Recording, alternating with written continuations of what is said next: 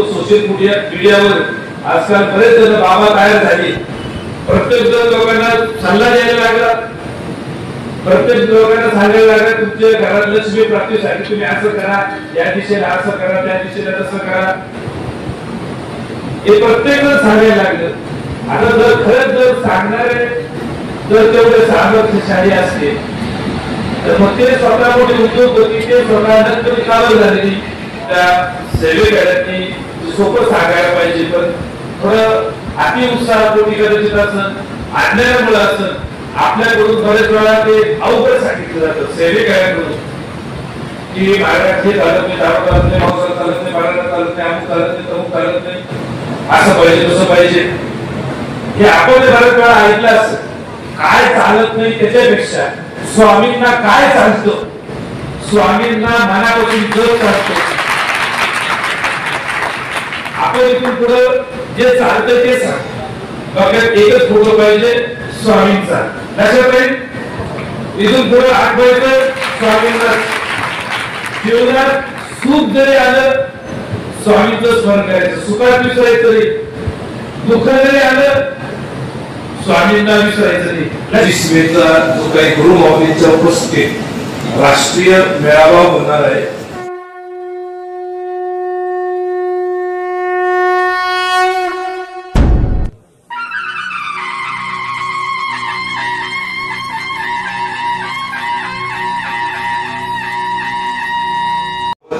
केंद्राच्या पुण्यभूमीमध्ये आपल्या जिल्ह्यातील आणि तालुक्यातील विविध ठिकाणावरून आलेले सर्व सेवेकरी मान्यवर, आज आपण जे काही छोटे खात्याचे कार्यक्रमाचं नियोजन केलेलं आहे ते म्हणजे 20 मेचा जो काही गुरु माऊलींच्या उपस्थितीत राष्ट्रीय मेळावा होणार आहे. हा मेळावा कशासाठी आहे, या मेळाव्यातून आपल्याला काय लाभ घ्यायचा आहे, या मेळाव्यात आपल्याला काय शिकायचं आहे, हे थोडक्यात त्याचं माहिती घेण्यासाठी आजचा आपण हा कार्यक्रम ठेवलेला आहे. 20 मेला जो काही बुलढाणा जिल्ह्यात आणि शिंदखेडा तालुक्यात तो आपल्याला तसं भौगोलिकदृष्ट्या सुद्धा आपल्याला जवळच आहे. आणि त्या पुण्यभूमीमध्ये आता ही पुण्यभूमी आपल्या बऱ्याच जणांना माहित असेल की छत्रपती शिवाजी महाराजांच्या मातोश्री राष्ट्रमाता जिजामाता यांची ती जन्मभूमी आहे. त्यांचा तिथं जन्म झालेला आहे ते ठिकाण तो राजवाडा ते अजूनही चांगलं संरक्षित केलेलं गेलेलं आहे. आणि केवळ एवढ्या पुरती ती भूमी मर्यादित नसून त्या ठिकाणी प्रत्यक्ष प्रभू रामचंद्र 2 दिवस तिथं थांबून त्यांनी त्या ठिकाणी भगवान शिवांचं मंदिर सुद्धा बांधलेले, ते मंदिर अजूनही आहे. म्हणजे असं त्या भूमीला एक आध्यात्मिक पण महत्व आहे, एक ऐतिहासिक पण महत्व आहे.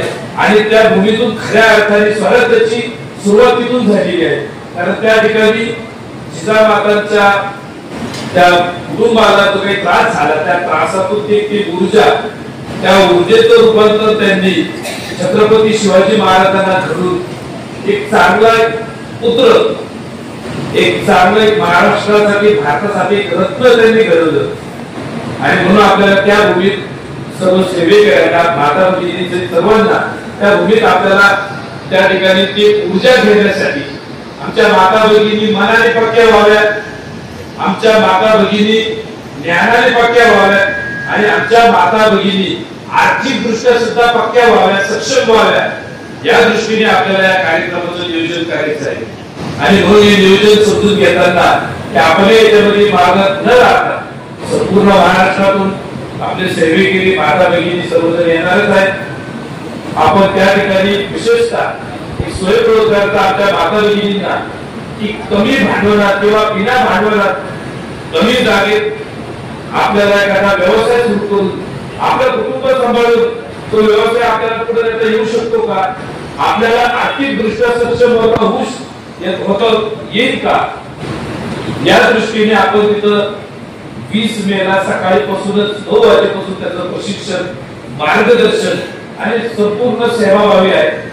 आणि सर्व क्षेत्रात जे आमच्या माता भगिनींना पर्यावरणातून टाकाऊपासून टिकाऊचं कसं नियोजन करता येईल, आमच्या माता भगिनी घरदार सांभाळून फावल्या वेळेत कमी जागेत कमी भांडवलात सुद्धा व्यवसाय करता येऊ शकतो, बिना भांडवलाचे सुद्धा काही याचे व्यवसाय आहेत की आपल्या माता भगिनी त्या सहजरित्या करू शकतील.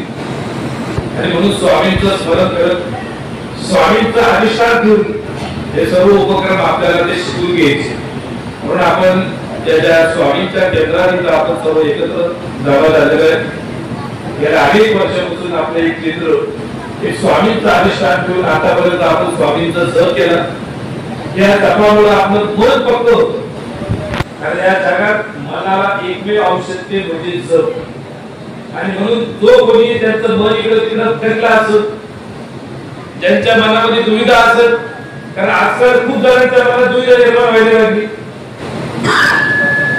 आपल्या सुद्धा बऱ्याच लोकांच्या मनात दुविधा निर्माण व्हायला लागली. बरेच जण आपण सोशल मीडियाचा खूप वापर करतो. सोशल मीडियावर आजकाल बरेच जण बाबा तयार झाले. प्रत्येक जण लोकांना सल्ला द्यायला लागला. प्रत्येक लोकांना सांगायला लागला तुमच्या घरात लक्ष्मी प्राप्तीसाठी तुम्ही असं करा, या दिशेला असं करा, त्या दिशेला तसं करा. हे प्रत्येक जण सांगायला लागलं. आता जर खरंच जर सांगणारे जर तेवढे सामर्थ्यशाली असते तर मग ते स्वतः मोठे उद्योगपती, ते स्वतः नक्की कामं झालेली, करोडपती कामं झालेली. पण तरी आपल्याला असं काहीतरी तोडगे चिटकुले सांगून एक प्रकारचं ते मनोरंजन किंवा एक प्रकारचं ते लोकांना काही वेळेस ते दिशाभूल सुद्धा होत. म्हणून आपण याच्यामध्ये अडकून न पडता की सुख येऊ दुःख येऊ स्वामींचं अधिष्ठान ठेवणं पहिलं महत्वाचं आहे. स्वामींचा जप होणं महत्वाचं आहे. कारण काही पूर्वसंचित प्रारब्धामुळे थोडंफार आपल्याला काही गोष्टी थोड्याफार कमी जास्त प्रमाणात व्हावं लागतात. पण स्वामींचा जर जप केला तर ते मागचं जन्माचं सगळं रूप लवकरात लवकर भेटून जातं आणि भविष्यात मग आपल्याला कुठल्याही समस्या उद्भवत नाही. म्हणून आपण सर्वांनी सेवेकरणे आधी सोपं समजून घ्या. कारण मध्यंतरी बऱ्याच याच्यामध्ये आपल्या सेवेकऱ्यांनी सोपं सांगायला पाहिजे. पण थोडं अति उत्साहापोटी कदाचित असं अज्ञानामुळे असं आपल्याकडून बरेच वेळा ते अवघड सांगितलं जातं सेवेकऱ्यांकडून की महाराज हे चालत नाही, दारू चालत नाही, मांसाहार चालत नाही, बाळाला चालत नाही, अमुक चालत नाही, तमुक चालत नाही, असं पाहिजे तसं पाहिजे. हे आपण बऱ्याच वेळा ऐकलं असं. आणि हे सांगितल्यामुळे फार घटावर बोलते की आपण इथं लोक नसलेलो. आता समाजात बाजूला आजूबाजूला भरपूर लोक आहेत, त्यांच्याकडे खूप समस्या आहेत. त्यांनाही इकडे येतोय स्वामीकडे, पण त्यांच्या मनात भीती येते की बाबा आपल्याकडे घरात नाही, धर्म पाळला जात नाही, आमच्याकडून एखादा नियम चुकला तर महाराजांचा गुप्तनीय होणार ना. तर आपल्याला सर्वप्रथम ही मनातली भीती काढून टाकायची आणि इथून पुढे आपल्या सेवेकऱ्यांचे सर्व मार्गदर्शकांनी काय चालत नाही त्याच्यापेक्षा स्वामींना काय चालतं, स्वामींना मनापासून जप चालतो. आपण इथून पुढे जे चालतं ते सांग, जे चालत नाही ते बाजूला. स्वामींचा षडाक्षरी मंत्र आहे श्री स्वामी समर्थ. स्वयंसिद्ध मंत्र आहे. या कलियुगातला सर्वात सामर्थ्यशाली मंत्र आहे. मंत्र सिद्ध काहीतरी असते. या मंत्राचं सामर्थ्य की जो स्वतः जप करेल मनापासून तो स्वतः त्याच्या अंतःकरणात त्याची अनुभूती, त्याच्या आकलेच्या पोटात महाराज जागृत होती, त्याची बुद्धी चालेल. आकलेच्या पोटात महाराज जागृत होत. स्वामींच्या ज्या आरतीमध्ये उल्लेख आलेला आहे, यवने कुशले स्वामी का आहे, स्वामी तो का आहे अक्कलकोट. वो सुखबाबू वाला अक्कलकोट नाही, ये अक्कलकोट. तुम्ही स्वामींचं मनोभावे स्मरण केलं तर या आकलेच्या पोटात महाराज विराजमान होतील आणि महाराज हळूहळू तुम्हाला बरोबर सांगतील काय खायला पाहिजे, काय प्यायला पाहिजे, काय करायला पाहिजे, कुलदेवतेचा आशीर्वाद कसा घ्यायचा, पितरांचा आशीर्वाद कसा घ्यायचा, घरात देव देवाला हे सगळं हळूहळू महाराज आपल्याकडून करून घेतील, आपल्याला बुद्धी देतील, सुचवतील.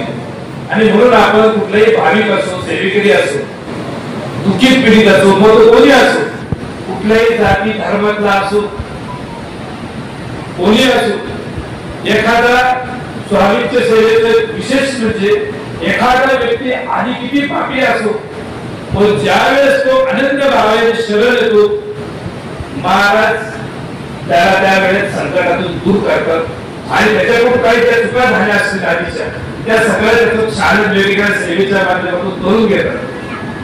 इतर देवता आधी कुठल्याही आपलं काम करताना इतर देवता आधी पक्षी तुमची फाईल काढतील, चेक करतील.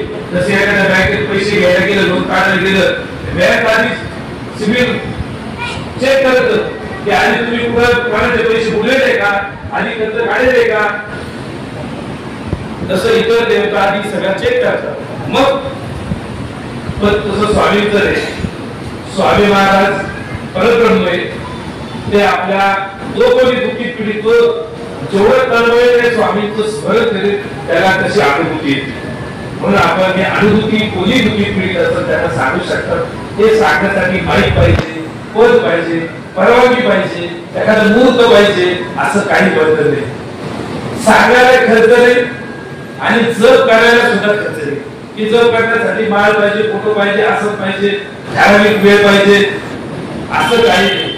तुम्ही पाया चप्पल बूट जरी असलं, घरामध्ये सुतक विरुद्धी विटाळ जरी असलं, तुम्ही स्वामींचा जप केलेला चालतो.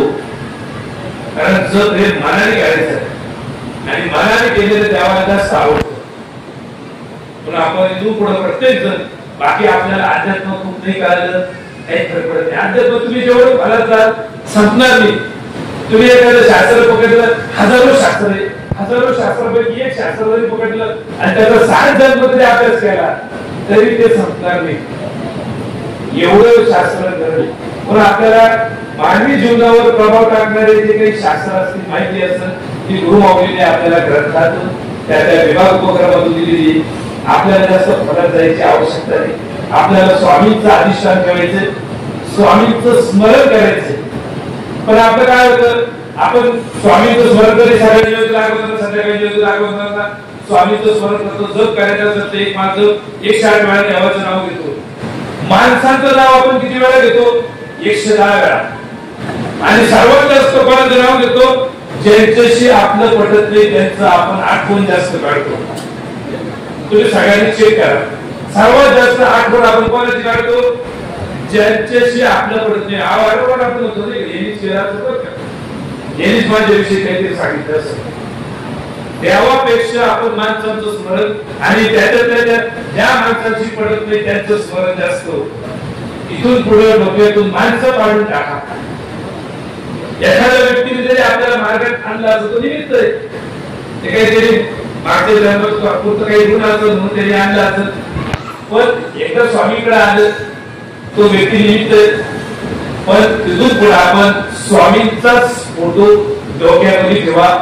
माणसांचे सगळे फोटो तुम्ही डोक्यातून काढून टाका. ज्यांनी मदत केली असेल, ज्यांनी त्रास दिला असेल, ज्यांनी आपलं कौतुक केलं असेल, ज्यांनी आपलं नाव ठेवलं असेल, अशा सगळ्यांचे फोटो डोक्यातून काढून टाकायचं. डोक्यात एकच फोटो पाहिजे, स्वामींचा. लक्षात राहील. इथून पुढे आठवायचं स्वामींना. जीवनात सुख जरी आलं स्वामींचं स्मरण करायचं, सुखात विसरायचं नाही. दुःख जरी आलं स्वामींना विसरायचं नाही. लक्षात राहील. एवढं जरी आपण समजून घेतलं, आपल्याला खूप शास्त्र नाही जमते, आपल्याला खूप बाकीचे तंत्र नाही जमते, आपल्याला नाही खूप जणांचे आशीर्वाद घेता आले. पण एवढ्या आशीर्वादावर आपलं या जन्मातले काम होऊन जाईल आणि पुढचा मृत्यूनंतरचा जो रस्ता आहे तिथपर्यंतच काम होणार आहे. आणि आपण ती तयारी केली पाहिजे. आपण काय करतो, ते तमुकचं दावं होतं, तमुकचं वर्ष श्राद्ध होतं. आपण थोडा तरी विचार करतो का की आपल्याला पण नाही तरी पण इथून पुढे आता सगळ्यांनी विचार करायचा की आपल्याला सुद्धा कुठल्याही मिनिटाला घ्यायला यायची वस्तू कधी पण आपल्याला बोलू नये.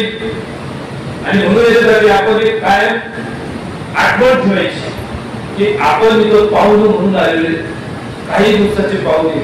आपण परमनंटली आलो पण आपण इतकं मोहामध्ये त्रासून जातो ही माझी इष्ट आहे, हे माझं कुटुंब, हे माझे कार्यकर्ते, हे माझं अमुक, हे माझं तमुक, असं आपण म्हणत असतो. पण वरतून बोलायला आपल्याला नाही जावं लागणार. एक तर बोलून आधी असं काही 8 दिवसांची संदेश येत नाही की तुम्हाला पुढच्या आठवड्यात तुम्हाला वरती यायचंय. ज्या वेळेस मृत्यू येतो त्यावेळेस एक तर तो मृत्यू कधी येऊ शकतो, येणार तो 100%. सगळ्यांनी काय आठवण ठेवायची की आपल्याला जायचंय, मानसिक तयारी ठेवायची. हे काय होतं, आपली तयारी नसली आणि वरतून कधी निरोप आला की ते आपल्याला बळजबरी घेऊन जातात. मग आपला जो कुठे हातून बसतो की ते कपाटात पैसे दिले, मग ते कोणाला नेमकी कोण घेते, मग आपला नेमकी त्याच्यावर नाग होत बसतो. आपल्याला जीव वस्तू आणि व्यक्तीमध्ये गुंतवायचं, तेवढ्या आपल्या जबाबदाऱ्या पार पाडायच्या. आतापासूनच तुम्ही सगळ्यांनी सवय लावायची, कायम स्वामींचं स्मरण, स्वामींचं आपण काय आठवायचं, त्यांचंच जप करायचं. आणि त्याच्यासाठी वस्तू आणि व्यक्तीमध्ये जीव आठवू नये याच्यासाठी एकच आठवण काढायची, फक्त आपल्याला बोलवले जाणार आहे. काय आठवण काढायची की आपल्याला कधी बोलवलं जाईल, आपण मनाची तयारी ठेवायची, कधी पण बोलवतील. आणि बोलवल्यावर आपल्या बरोबर वस्तू येणार नाही, व्यक्ती येणार नाही, कोणी जोडीदार सुद्धा येणार नाही. लागत जोडीदाराला विचारून बघा, येणार का? कोणी आपल्या बरोबर येणार नाही. आपल्या बरोबर मृत्यूनंतर फक्त आपण केलेलं सत्कर्म आपल्या बरोबर येणार. सगळ्यांनी लक्षात ठेवा. आता तुम्ही म्हणाल आम्ही तर मागच्या महिन्यात सत्ता केला, आमचा आता सत्कर्म आमचा बरोबर भरपूर झाला असं आमच्या बरोबर येईल. पण आपण गुरुचरित्राला बसायच्या आधीच महाराजांकडे रिक्वायरमेंट लिस्ट देतो. महाराज आमचे ते काम मीटिंग आहे, मग सेवा करायला राहते. महाराज ठीक आहे बाबा, तुझं घेऊन टाक. खालीच आपण सगळं पुण्य वापरून टाकतो. वरती काय देणार, वरती जोडीदार येणार नाही, पैसे येणार नाही, जे पुण्य येणार ते खालीच वापरतात. मग आता जे आपल्या बरोबर वरती येणार आहे ते म्हणजे ज्या दुःखित पीडितांना स्वामी महाराज आपण नियम सांगायचं. काय सांगायचं?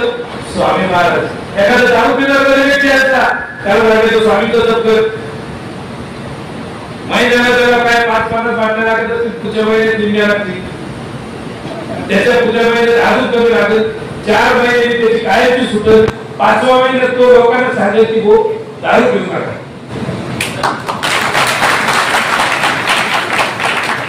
कायमची दारू सुटत स्वामींच्या केवळ त्या जबाबदारी.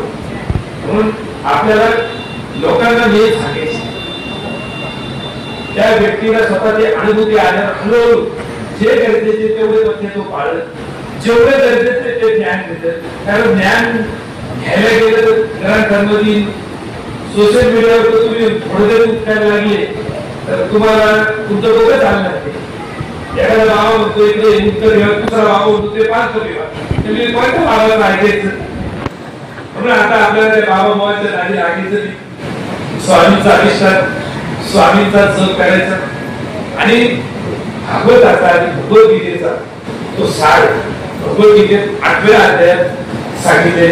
मनुष्य जे आयुष्यभर करतो, मृत्यूच्या वेळी ते आठवतो, मृत्यूच्या वेळी आठवतो, तसा माणसाला पुढचा जन्म भेटतो.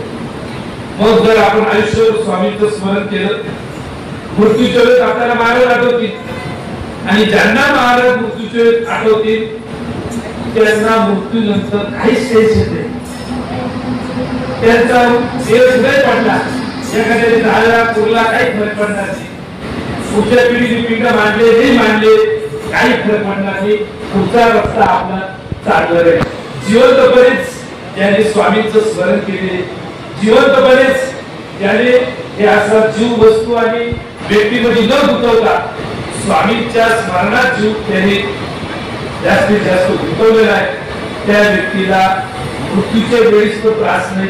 आणि मृत्यूनंतर मृत्यूच्या वेळेस कुठला एक शरीर एखाद्याला अटॅक द्यायला थोडा त्रास होतो. मृत्यूनंतर पुढचा जो प्रवास आहे सगळ्यांनी लक्षात घ्या. मृत्यूनंतर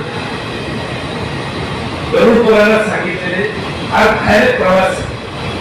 आणि हा प्रवासात जर त्रास होऊ द्यायचा नसेल तर आपल्याला स्वामींचं स्मरण हे आतापासून आपण ती सुरुवात सवय लावायची. पण अतिशय सोपं आहे की जे आपण स्वामींचं स्मरण करतो, दुःखित पीडितांना ते जर सांगितलं तर ते पुण्य आपल्याला या जन्मात उपयोगी पडेल, मृत्यूनंतर सुद्धा उपयोगी पडेल. म्हणून आता तुम्हाला कोणी दुःखित पीडित भेटला तर त्यांना नियम सांगायचे, काय सांगायचं, स्वामींचा जप लक्षात राहील. त्यासाठी माईची आवश्यकता नाही. तुम्ही राहू काळात जरी एखाद्या स्वामी जप सांगितलं चालतो, आमोशेच्या दिवशी जरी जप सांगितलं चालतो, नियम सांगू नका. त्याला सांगितलं बाबा तुला जसं जमत तसं जप कर, मनोभावे जप कर. एखादी बहिणी असं त्याला सांगितलं स्वयंपाक करताना जप केलं तर अजून चांगलं. त्याला बऱ्याच ठिकाणी काही आमच्या माता भगिनींना घरात सेवा करून दिली जाते, असं काही संबंध आहे. सेवा जरी करून दिली जात नसली, मनात जपायला तुम्हाला कोण रोखणार आहे? मनात आपल्या मनात कोण, आपल्याला कोणीच रोखू शकणार नाही. आपण मनात जप करतो, कोण तुम्हाला रोखणार आहे? म्हणून आपण मनात केलेला जप देवाला अजून जास्त आवडतो. केवळ बाह्य जपपेक्षा मनातला जप अजून चांगला. म्हणून आपण अतिशय सोपं आहे ते आधी समजून घेऊ आणि हळूहळू त्या जपानंतर आपलं मन पक्क झाल्यावर अजून आपल्याला जर खरंच या मनुष्य जन्माचं सार्थक करायचं असेल, राष्ट्राची सेवा करायची असेल, आताच आपण मागच्या आठवड्यात बघितलं युद्ध परिस्थिती, आणि या परिस्थितीत आपल्या सैनिकांनी किती चांगला पराक्रम केला. आपल्या भारतातल्या चांगल्या रणनीतीमुळे जगभरात आपल्या सैनिकांचं, आपल्या भारताचं जगभरात कौतुक केलं गेलं की कुठलाही नागरिक, सामान्य नागरिकाला कुठली इजा न पोहोचवता भारताने कसा विजय मिळवला, त्या आपल्या सैनिकांनी किती सुंदर पद्धतीने काम केलं. त्यांनी त्यांचं जबाबदारीपूर्वक काम केलं. पण आज आपल्याला सुद्धा सगळ्यांना एक जबाबदारी आपली, आपल्याला सुद्धा राष्ट्रासाठी एक सेवा करायची. आणि ते दुखणं आता अवघड आहे की तिथं आता त्यांनी तरी शत्रूच्या ठिकाणी रॉकेट सोडून ते विमानांनी राकेटनी ते ठिकाण उडवले. पण आज आपल्याला चीन पाकिस्तान पेक्षा मोठा धोका आपल्या व्यसनी पिढीचा आहे. आज दुर्दैवाने असं सांगावं लागतं, भारतातली 70% तरुण पिढी व्यसनाच्या बेड्यात अडकली. आणि व्यसन हे नुसते बिडी, तंबाखू, सिगरेटचे नसून आता जुगाराचे व्यसन, ऑनलाईन जुगार लाखो रुपये हरतायत. अजून खूप वेगवेगळ्या प्रकारचे व्यसन, असे व्यसनाच्या विरुद्ध तरुण पिढी जाते. आणि याच्यासाठी तर आपल्याला घराचं व्यसनी लोकांना एकत्र करून काही राकेट उडवता येणार नाही. आपलेच लोक आहेत, ते आता सुधारावं लागणार आहे. ती सुद्धा जबाबदारी आपल्या सेवेकरांना ही राष्ट्राची सेवा करायची. गुरुमाऊलींनी सांगितलेलं रुद्राभिषेकाच्या सेवेतून व्यसन, आजार दूर होतात, ते आपल्याला समजून घ्यायचं. आणि म्हणून या 20 मेच्या कार्यक्रमात आमच्या माता भगिनींना हे सगळं आपल्याला तिथं त्या जागेत येऊ की व्यसन दूर होण्यासाठी काय काय केलं पाहिजे ते आपण तिथं प्रात्यक्षिक, तिथं त्याची माहिती मांडली. भारतीय संस्कृतीचे सण उत्सव तिथं सुद्धा सुंदर पद्धतीने आमच्या माता भगिनींनी मांडणी केलेली आहे. आणि ही प्रत्येक घरात पोहोचली पाहिजे. कारण प्रत्येक जण केंद्रात येत नाही, प्रत्येक घरात तसं पोहोचत. आणि ज्या आमच्या माता भगिनींना घरातल्या व्यसनी व्यक्तींमुळे जो त्रास होतो, तो त्रास दूर करण्यासाठी त्याचा प्रभाव आपल्या देशावर पडतो, त्याच्यातून गुन्हेगारी वाढते. आणि म्हणून पुढची पिढी निरोगी निर्व्यसनी राहण्यासाठी आपल्याला बालसंस्कार विभागाचं काम करायचंच आहे. पण आजची बिघडलेली पिढी ही दुरुस्त करण्यासाठी आपल्याला अनेक प्रकारचे याची काही सेवा उपासना बरोबर काही उपक्रम राबवायचे. पिढी आपली आता अशी रिकामी खूप वेळ मोबाईल मध्ये, खूप वेळ असं टीव्ही, चित्रपट त्याच्यामध्ये अडकून न पडता काहीतरी त्यांनी चांगलं कर्तृत्व केलं पाहिजे. या दृष्टीने आपल्याला स्वामींचा अधिष्ठान ठेवून, स्वामींच्या जपानंतर आपल्याला हे सर्व उपक्रम या बाल संस्कारातून मुलं निरोगी निर्व्यसनी राहण्यासाठी आपण त्याच्यावर प्रबोधन करतो, सेवाभावी प्रबोधन करतो. कुठली फी न घेता आपल्या मार्गातून त्याच्यावर काम करतो. बाहेर कोचिंगचे क्लासेस राहतात, लाखो रुपये फी भरतात. एवढी फी भरून पुढे पोरांची गॅरंटी नाही आई बापाला सांभाळली की नाही. पण कुठली 1 रुपया फी न घेता बाल संस्कारातली आपण एवढी गॅरंटी देऊ शकतो की ते मुलं आई वडिलांना सांभाळतील, शाळेच्या विषयावरती एवढी गॅरंटी स्वामींचा अधिष्ठान आहे. आणि म्हणून आता केवळ केंद्र हे 4 भिंतीपुरतं मर्यादित न राहता आपल्या तालुक्यातली छोटी मोठी गावं आहेत, सगळ्यापर्यंत पोहोचलं पाहिजे. तिथं सुद्धा निरोगी निर्व्यसनी पिढी तयार झाली पाहिजे. तिथं सुद्धा राष्ट्रभक्ती ज्यांच्यामध्ये आपल्याला सर्वप्रथम राष्ट्रभक्ती शिकवायची. त्यांना आपल्याला जात पात हे न शिकवता आपल्याला त्यांच्या राष्ट्रभक्ती निर्माण करायची. ते निरोगी व्यवस्थित राहिले पाहिजे म्हणून आपण सर्वप्रथम हे बाल संस्कारातून आपल्याला मुलं मनाने शरीराने पक्के बनवायचे आणि त्यानंतर पुढे ते मुलं स्वतःच्या पायावर उभे राहण्यासाठी जो आता एक थोडा दुर्लक्षित विभाग आपल्याकडून राहिलेला आहे स्वयंरोजगार विभाग त्याला आपल्याला पुढे आणायचे. या 20 मेच्या कार्यक्रमात आमच्या माता भगिनींना तिथं प्रशिक्षण आहेच पण तिथं आपण जवळ 50-60 कंपन्या मल्टीनॅशनल कंपन्या की ज्या 2000च्या अधिक मुलांना त्याच दिवशी नोकरीचं अपॉइंटमेंट लेटर देणार आहे. आपल्या केंद्रात कोण बेरोजगार आहे याची माहिती आपली संकलित करणारी सेवेकरी यंत्रणा स्वयंरोजगार यंत्रणा आपल्या तालुक्यात कार्यान्वित करा. म्हणून आम्हाला फक्त कळकळी सांगणे तुम्ही एवढं आम्हाला एवढे आसन दिसन एवढं ते पुढे टाकणं ह्या गोष्टींपेक्षा हे स्वामींचे उपक्रम पुढे नेण्यासाठी हे समजून घेण्यासाठी आपले सेवेकरी जर पुढे आले तुमच्यापैकी जर सेवेकरी असो भाविक असो कोणी असो हे जर पुढे आले आणि हे समजून घेतलं आणि हे राष्ट्राची सेवा म्हणून जर हातभार लावला तर निश्चित आम्हाला त्याचा अधिक समाधान होईल. तरी आम्हाला एक आज चांगला आनंद झाला की आपण ते बाकीचं काही बुके देण्याऐवजी वृक्ष भेट दिली हे खूप चांगलं झालं. हा एक चांगला पाहिला आता आपण बऱ्याचशा केंद्रांनी सुरू केले आहे आणि आपण सुद्धा कोणी मान्यवर आलं त्यांना ग्रंथ द्यावा वृक्ष द्यावं किंवा एखाद्याला खूप लांब वृक्ष देणे शक्य नसेल तर कापडाच्या किंवा कागदाच्या पिशवी आपण बियाणं वेगवेगळ्या प्रकारचं बियाणं जे आपण घरी भरत आलो ते वाळून स्वच्छ करून ते बियाणं त्या पुढील पॅक करून जरी दिलं आणि समजाच्या व्यक्तीच्या पाऊचाला काही कमी वाटलं आणि त्याला राग आले आणि रागाच्या भरात त्यांनी ती पिशवी जरी फेकली त्यातलं अर्ध काही जरी जगलं तरी बरोबर आहे. असे काही चांगले उपक्रम आपण निश्चित आगामी आपण राबवायचे. आपल्याला पर्यावरणाचं संवर्धन खूप करणं गरजेचं आहे. आपला तालुका किंवा हे भुसावळ शहर अतिउष्णतेसाठी प्रसिद्ध आहे. महाराष्ट्रात सर्वात जास्त उष्णता पुढे चंद्रपूर भुसावळ आणि ही उष्णता दिवसेंदिवस वाढत चाललेली आहे.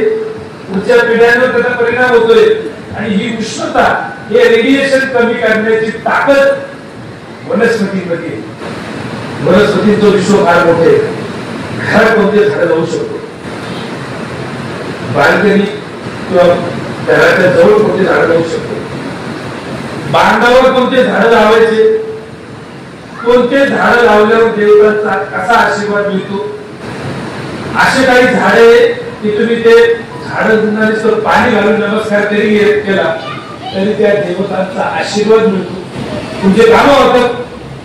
हे सगळ्या प्रकारचे वनस्पती हे समजून घेणारी आपली एक पर्यावरणाची यंत्रणा तुम्ही जर तालुक्याभरात आपल्या काही सेवेकऱ्यांची 5,000 सेवेकरी असतील जेवढे असतील माता भगिनीपासून जे असतील यांनी जर पुढाकार घेतला आम्ही तुम्हाला ती सगळी माहिती देऊ आणि आपल्या परिसरात कुठल्याही प्रकारचं प्रदूषण रेडिएशन हे होता काम आणि आपल्या पुढच्या पिढीला चांगला ऑक्सिजन चांगली हवा हे मिळालं पाहिजे.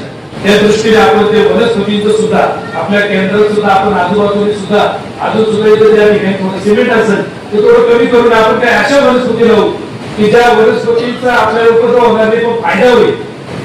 अशा वनस्पतींना बरेचसे उपद्रव आपण हे करू. पाणी जे पत्रांवर पडतं ते सुद्धा जमिनीत जिरवायचं ते वाया जाऊ द्यायचं नाही आणि असे पायंडा आपल्या केंद्रापासून आपल्या सेवेकऱ्यांपासून सुरुवात करू. आपल्या सेवेकऱ्यांनी प्लॅस्टिकचा जेवढा कमी वापर करता येईल कारण आज आपल्या शरीरात सुद्धा प्लॅस्टिक आहे. गायीच्या पोटात प्लॅस्टिक आहे मातीमध्ये प्लॅस्टिक आहे नदीमध्ये प्लॅस्टिक आहे सगळीकडे प्लॅस्टिक आहे.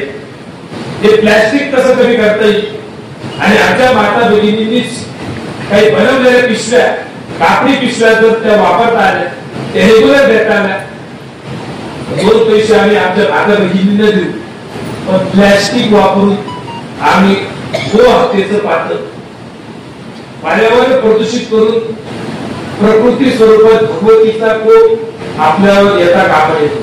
म्हणून आपण सर्वजण बाकी तुझ्या काही करू, मला जर काय वाटतं की एवढ्या लोकांनी फेकले आपल्याकडे शेतमल काय होईल, आणि असं प्रत्येक जण विचार करतो. उलट आपण एक आता सेवेकरांनी विचार करायचा की आपण जेवढं आपलं प्लास्टिक टाळलं तर आपलं बघून, आणि सेवेकरांचं बरेच जण अनुकरण करतात. सेवेकरांनी घरात समोर पाणी ठेवलं, त्यात थोडं काही लिंबू ठेवला, बाहेर त्याचं कोणाचं लक्ष त्याच्यात यावं, नजर लागू नये म्हणून शेतात तर बरोबर तसंच करतो. सेवेकरांनी एखादी विशेष रांगोळी काढली, शेजारच्या कधी सेवेकरी करता येणार तर काहीतरी शास्त्र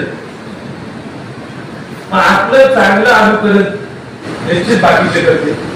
पण आपल्यावर सुद्धा असं कुठले गुण राहतं का म्हणे, आपला हातून असं कुठलेही अनुचित दुष्कर्म घडायला नको की फेकलेलं प्लॅस्टिक कुठेतरी एखाद्या जीवाला पर्यावरणाला घातक ठरलं. पण आपण जेवढं शक्य होईल आपण तेवढा प्रयत्न करू, एक एक छोटे छोटे उपक्रम राबवू. या पुढच्या महिन्यात आपण गंगा दशहरा या कालावधीमध्ये आपण नद्यांचं पूजन करू. 10 दिवसात एक तरी दिवस आपण निदान नदीच्या काठी जाऊ, कारण आपल्याला मृत्यू आल्यानंतर आपल्याला नदीच्या काठी येणारे जाणणारे आपली आस्ती त्या नदीत जाणार आहे. सगळ्यांनी लक्षात ठेवायचं. आणि आपलं म्हणून काय, आपल्या गावात त्याला जाणारे त्याची आस्ती आपलं आपल्या गावात विचार करत नाही. म्हणून इथून पुढं किमान आपली जेव्हा आरती टाकली जाईल थोडंफार काय होईल पाणी ते थोडंफार काही चांगलं पाहिजे, आणि घटन नको व्हायला, म्हणजे आपल्या आरती घटन केली आपल्याला कसं वाटतं ऐकायला. म्हणून आपण निश्चित हळूहळू प्रयत्न करू की जेणेकरून अनेक स्वच्छतेत आशीर्वाद भेटत, समाधान भेटत. म्हणून आपण आपल्यापासून स्वतःपासून सुरुवात करा. दुसऱ्याला सांगण्यापासून पेक्षा स्वतः आपण एक पाऊल पुढे टाकलं, निश्चित आपण स्वामींचा आदेशात घेऊन आपण हा बदल करू शकतो. आणि आपल्याला त्यासाठी ते पर्यावरण प्रकृती विभाग आपण इथं बॅनर लावलेले, पण अजून अशी यंत्रणा जी त्याप्रमाणे पाहिजे अजून ती यंत्रणा अजून गतिमान झालेली आहे, तर आपण ती गतिमान करू. या 20 मेच्या मेळाव्यात आपण ते सर्व नियोजन करू. स्वयंरोजगाराचं प्रशिक्षण माहिती आमच्या माता भगिनींना तिथं आपण सर्व प्रशिक्षण ठेवलेले, आपण सर्वजण तिथं ती माहिती घेऊ, शिकून घेऊ. आणि तिथून शिकून घेतल्यानंतर तिथून ती ऊर्जा, तो आशीर्वाद घेतल्यानंतर आपल्या केंद्रात आजूबाजूच्या गावामध्ये इतर सुद्धा भगिनींना आपण ते शिकवण्याचं सांगण्याचा प्रयत्न करू. आणि सगळे मिळून आपण काय काय उपक्रम राबवू शकतो, इतरांना बरोबर घेतल्याने त्या उपक्रमात अजून वाढ होईल, व्याप्ती वाढेल. इतरांना बरोबर घेतलं म्हणजे आपल्या पोटावर पाय होईल, अशी संकुचित वृत्ती ठेवायची नाही. तर आपण निश्चित प्रयत्न करू. स्वयंरोजगार विभागात आपल्याला चांगलं काम करायचं, पर्यावरणाचा आशीर्वाद आपल्याला घ्यायचंय, आपल्यावर ऋण राहता कामा नये. आपण करून आपण दरवर्षी मान सन्मान करून मिळवतो, पितृ आपण वेगवेगळ्या माध्यमातून सेवा करून फेडतो. पण आता पर्यावरणाचं सुद्धा ऋण ते आपल्याला मृत्यूनंतर किमान जेवढे लाकडं आपल्याला चालायला लागतील किमान तेवढे झाड लावा, तेवढं करून आपण फेडा. म्हणून आपल्या प्रत्येक सेवेकऱ्याकडून किमान एक बेलाचं झाड आपण प्रयत्न केला पाहिजे. दरवर्षी एक लावता आलं अजून चांगलं, दरवर्षी सगळ्याकडून एक बेलाचं झाड लावलं तर भगवान शंकराचा आशीर्वाद, लक्ष्मीची कृपा तुमच्यावर कायम राहील. कारण जर बेला खाली बस करायला त्याच्यात खाली सेवा करणाऱ्या लक्ष्मी प्रसन्न होती. आपल्याला सगळ्यांना माहिती, तुम्हाला सांगायची गरज नाही. तो जर तुम्हाला लगेच पोहोचतो की बेलाच्या झाडाखाली सेवा केली की लगेच लक्ष्मी प्रसन्न होती. 16 वेळा बनलं की आपल्याला कुठं ना कुठं आपलं ऋण कमी व्हायला किंवा आपले कुठं पैसे अडकले असतील, कुठं ना कुठं आपल्याला ते उपाययोजना सुचतात. मग झाड लावून आल्याला किती फायदा होईल. म्हणून आपण आगामी कालावधीत आपल्याला सर्वांच्या माध्यमातून बेल असो, पिंपळ असो, वड असो, औदुंबर असो, सगळ्या प्रकारचे वस्तू, शमीचं झाड लावलं, दुःखाचं शमन होतं, खैराचं झाड लावलं, मंगळाचा प्रभाव कमी होतो. त्यांच्या पत्रिकेत गोंधळचे बरेच जण म्हणतात गोंधळ, त्या मंगळाचा प्रभाव, नकारात्मक प्रभाव कमी होण्यासाठी खैराचं झाड आणि बागावर लावलं, आता ज्याच्या बागावर लावलं त्याला फायदा आहे, ज्यांनी झाड लावलं त्याला फायदा आहे, निसर्गातल्या अनेक घटकांना फायदा आहे. मग आपण शेतकऱ्यांना सुद्धा सांगितलं पाहिजे की बाग जिवंत असेल तर भविष्यात शेती टिकून राहणार आहे. आणि ती शेती स्वावलंबी होण्यासाठी, आमच्या शेतकऱ्याचा खर्च वाचण्यासाठी आपण एक गायीच्या शेण गोमूत्रापासून एक बनवलेलं कच्चे समर्थ गोकृपा. आता तुम्ही म्हणा माझ्या मनात आलं असेल यांना हे औषध विकायचं असेल म्हणून एवढ्या वेळापासून देवीच्या जगापासून जीव तोडून माहिती सांगताय. कारण एवढी माहिती जीव तोडून मार्केटिंग वाले सांगतात, कारण त्यांना 2 पैसे मिळणार. पण हे विक्रीसाठी नाही, हे सर्वांना मोफत उपलब्ध आहे, याचे पैसे नाही. याची किंमत काय करणार? आणि याच्यामध्ये 33 कोटी बॅक्टेरिया आहे. हे शेतीतल्या सगळ्या पिकांवर, मातीतल्या सगळ्या घटकांना उपयोगी पडणार हे गोकृपामृत आहे. आतापर्यंत अनेक शेतकऱ्यांना जबरदस्त रिझल्ट मिळाले, पण दुर्दैवाने त्याची बातमी पेपरला तुम्हाला येणार नाही. त्याचा फायदा होणार आहे शेतकऱ्याला, ती जाहिरात कोण करणार? शेतकरीच करणार. पेपर टीव्ही मध्ये जाहिरातीची अपेक्षा ठेवू नका की आपल्याला चांगल्या लोकांकडून, आपल्याला चांगल्या लोकांपर्यंत पोहोचवायचे. हे गोकृपामृत एकदा जरी घेतलं तुम्ही 200 लिटर बनवा, 1 लिटरचं 200 तुम्हाला जेवढं पाहिजे तेवढं तुम्ही इर्जर सारखं, जसं इर्जर आपण वापरतो ना, एकदा आणलं की परत गरज पडत नाही, तसं एक गोकृपामृत बनवायचं कसं त्याची सगळी माहिती आपण प्रात्यक्षिक 20 मेला सगळ्या शेतकऱ्यांना तिथे देणार आहे. तुम्हाला इथं पाहिजे इथे उपलब्ध करून देऊ आणि याचे अनुभव तुम्ही स्वतः घ्या. केळीपासून सगळ्या पिकांना उपयोगी पडलेली, आम्ही सगळ्या पिकांना द्राक्ष, केळी, भाजीपाला, मका सगळ्या पिकांना वापरलं, एकदम चांगले रिझल्ट आले. युरिया डीएपीचा खर्च कमी झाले. जे युरिया डीएपी आपण चीन मधून, रशियामधून सर्वात जास्त युरिया आणतो, त्या आपल्या देशाला खऱ्या अर्थाने स्ट्रॉंग करायचं असेल, हे जे काय आपण युरिया डीएपी विदेशातून जे रासायनिक खत आणतो हे हळूहळू आपल्याला थांबवायचे, हळूहळू विष कमी करायचंय. जे विष आज प्रत्येकाच्या घरात पोहोचलेले, आज त्या विषामुळे कॅन्सर सारखे आजार प्रत्येक गावागावात पोहोचलेले. आणि तुम्ही असं दाखवून राहू नका. तुम्ही म्हणाल आम्ही केंद्रात जातो, आम्ही पारायण करतो, आम्हाला टेन्शन नाही, असं दाखवून राहू नका. कारण नुसतं पारायण जपाने काम होणार नाही. आपल्याला त्या पारायणात जे गुरुंनी सांगितलेले, जपाच्या बुद्धीतून जे काय आज महाराज तुम्हाला जे ऐकवत आहे, माध्यम कोणाचं असो, आपल्याला त्या पद्धतीप्रमाणे काम करायचे. म्हणून आपल्याला सगळ्यांना भविष्यातले धोके ओळखून शेतीतलं विष कमी करायचं असं हे गोकृपामृत आपल्या कृषीची तर आपल्या तालुक्यात एक चांगली यंत्रणा बनवा. ज्यांची जरी शेती नसेल तर शेतकऱ्यांपर्यंत निरोप देणारे काही आपले सेवेकरी जर पुढे आले तर निश्चित आपल्याला आशीर्वाद, फार मोठी राष्ट्राची सेवा होत आहे.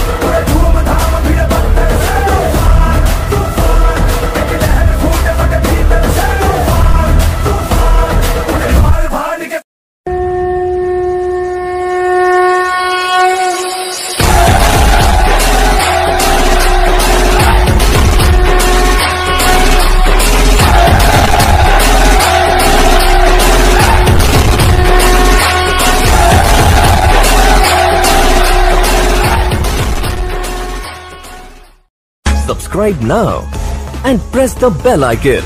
Never miss an update.